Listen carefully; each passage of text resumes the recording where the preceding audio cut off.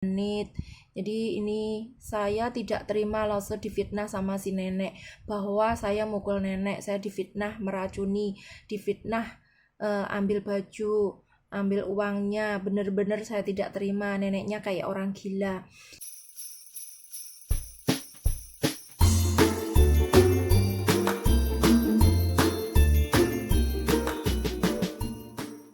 Halo Tajian, Iha, apa kabar teman-teman semuanya?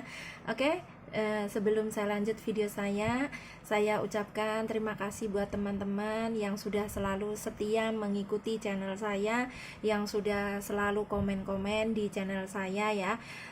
Saya ucapkan terima kasih banyak. Semoga kalian semua selalu diberi kesehatan, kelancaran ya, panjang umur, sukses semuanya ya dalam menjalankan aktivitas setiap hari. Oke, hari ini saya mau cerita-cerita aja buat teman-teman semuanya ya. Kemarin itu ceritanya ya, ada anak yang ngadu ke saya ya. Jadi setiap hari itu kegiatan saya itu menerima telepon lah, menerima pengaduan dari anak-anak atau mungkin dari majikan. Jadi kadang juga tugas keluar. Jadi bermacam-macam ya ke pekerjaan saya itu. Sebenarnya juga berat ya, bikin kadang-kadang juga mempengaruhi emosi saya, tapi bagaimanapun ini sudah menjadi tanggung jawab saya ya, saya harus jalani. Nah ini kemarin ceritanya itu ada yang lucu. Kebetulan ada dua anak itu pengaduan ya ke saya. Yang pertama itu pas tanggal 11 November ini. Jadi setiap ada pengaduan tuh saya selalu tulis ya, takutnya saya lupa.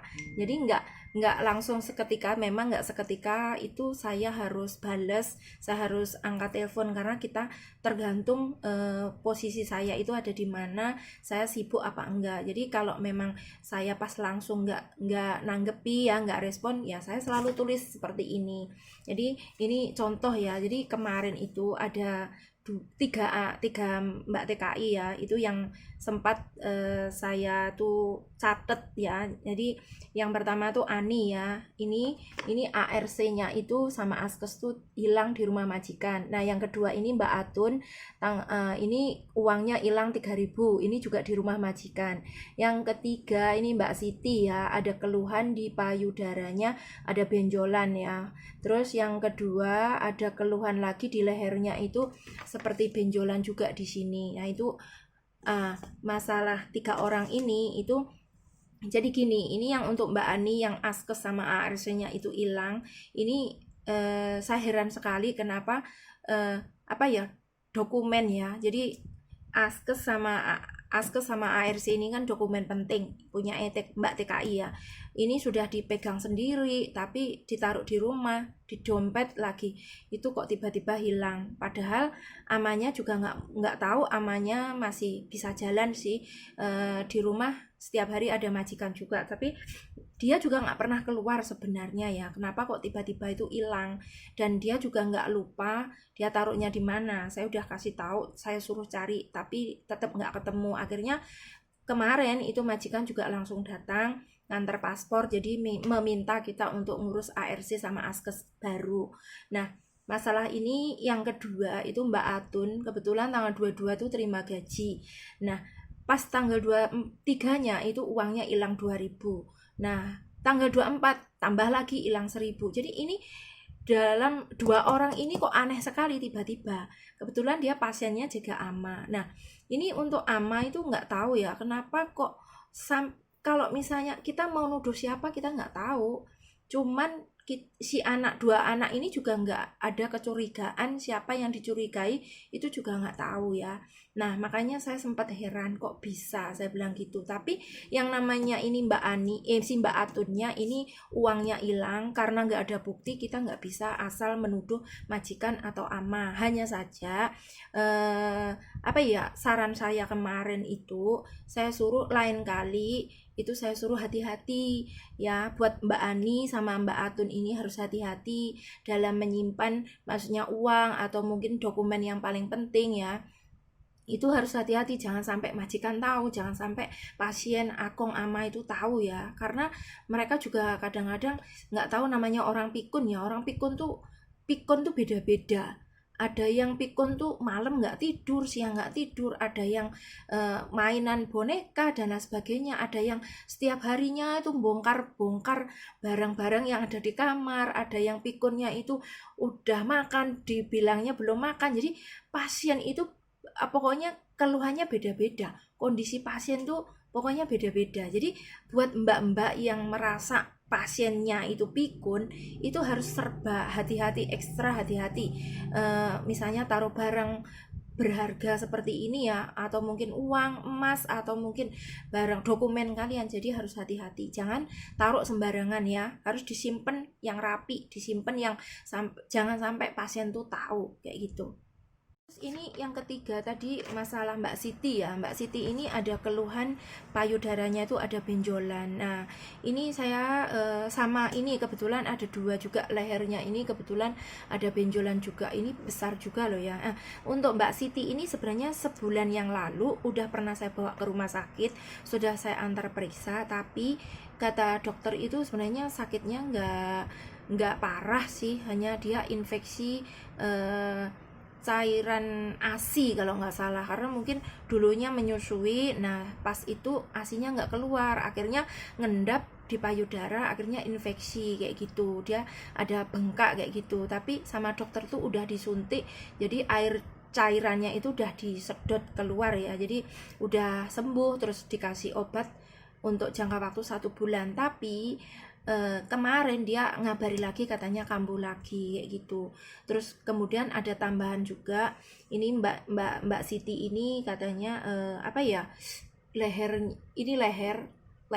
ini ada bengkak ya.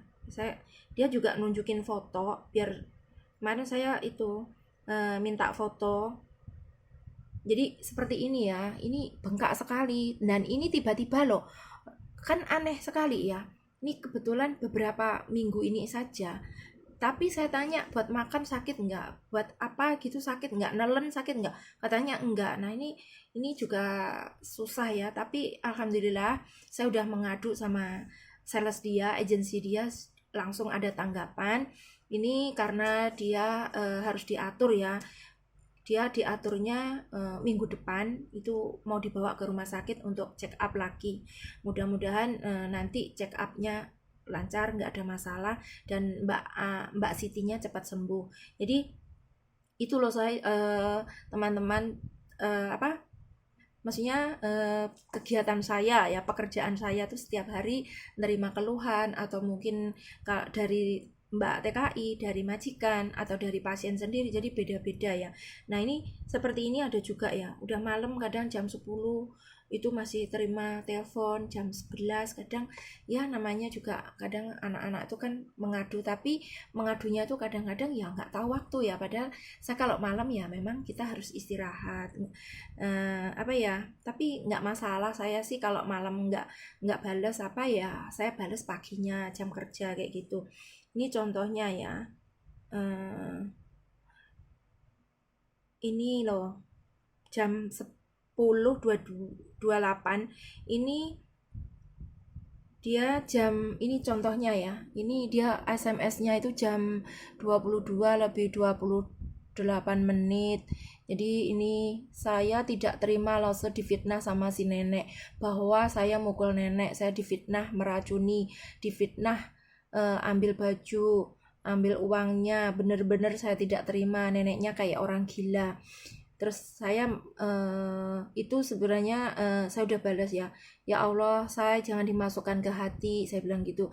Ama-ama itu pasien-pasien tuh pokoknya banyak yang error ya, yang kayak orang stres kayak gitu. Terus dia bilang, iya loh, semua sama kayak gitu juga pasien. Jadi sebenarnya Mbak Unanti ini udah tahu juga pasien-pasien di Taiwan tuh juga mayoritas stres, pikun, kebanyakan kayak gitu. Jadi memang kerja di luar negeri itu benar-benar sulit, benar-benar susah. Tapi kalau orang melihat ya, kita itu di luar negeri gajinya tinggi, dan cantik dan lain sebagainya lah, penampilannya cantik apa, padahal itu semuanya cuman dilihat dari luarnya saja. Dalamnya batin, dalamnya hati ini ya, itu sebenarnya sungguh sangat mengenaskan kadang-kadang ya, sangat kasihan sama mbak-mbak TKI yang ada di luar negeri itu ya. Kita nggak boleh melihat gajinya tinggi, memang gaji tinggi, tapi tanggung jawabnya memang juga harus besar. Jadi itu semua kita harus ada kesadaran masing-masing ya, harus ada kesiapan mental juga. Apalagi Mbak TKI itu kadang-kadang di Taiwan ya, entah baru datang atau mungkin udah lama, itu sebenarnya banyak sekali kalau diomongin, diceritain itu banyak sekali keluhan, banyak sekali masalah di rumah majikan. Entah menghadapi majikan, entah menghadapi pasien, ataupun keluarga majikan. Pokoknya bener-bener susah ya jadi Mbak TKI itu. Saya kadang-kadang juga sampai salut, sampai nangis, sampai sedih juga kalau mau bantu kayak gitu loh ya. Kadang-kadang pekerjaan yang seperti ini masih salah, udah dikerjain masih lagi salah. Kalau misalnya ada kesalahan satu kali itu diungkit-ungkit semuanya yang bertahun-tahun, padahal salah satu kali tapi diungkit-ungkitnya yang lama-lama itu dibongkar semua, diomongin, dijelek-jelekin. Itu kadang-kadang majikan itu ya gimana ya, keterlaluan kayak gitu loh. Tapi lagi pula apa ya, kayaknya kesannya itu bikin kita nggak kerasan, bikin kita nangis, tapi kita juga kadang jarang juga cerita. Kita selalu menutupi cerita-cerita yang setiap hari kita jalani itu, kita selalu bisa menutupi ya ke keluarga. Kita bisa curhatnya paling cuman sama temen. Kalau anak-anak saya sih mayoritas ceritanya memang ke saya. Kadang-kadang biar apa ya, nggak terlalu tertekan, nggak terlalu stres juga.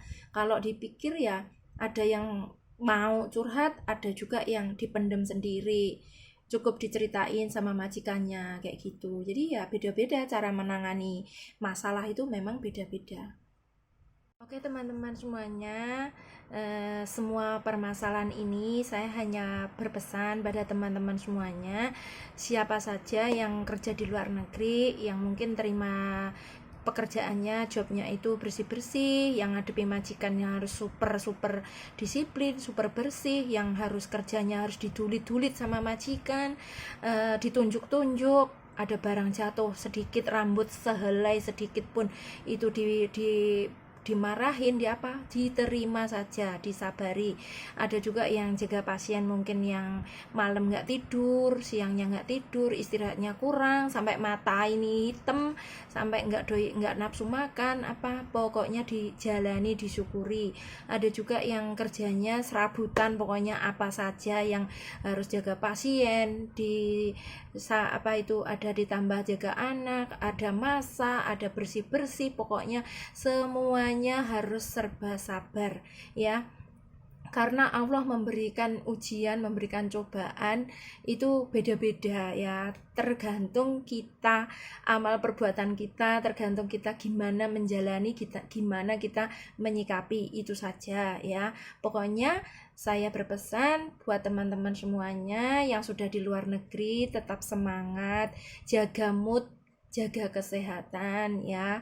Kita selalu berdoa semoga Allah memberkahi perjuangan kita, juga rezeki kita senantiasa ya melimpah ya, terus rezekinya berkah barokah. Oke teman-teman semuanya, selamat berjuang pahlawan devisa, sukses buat kalian semuanya. Bye bye.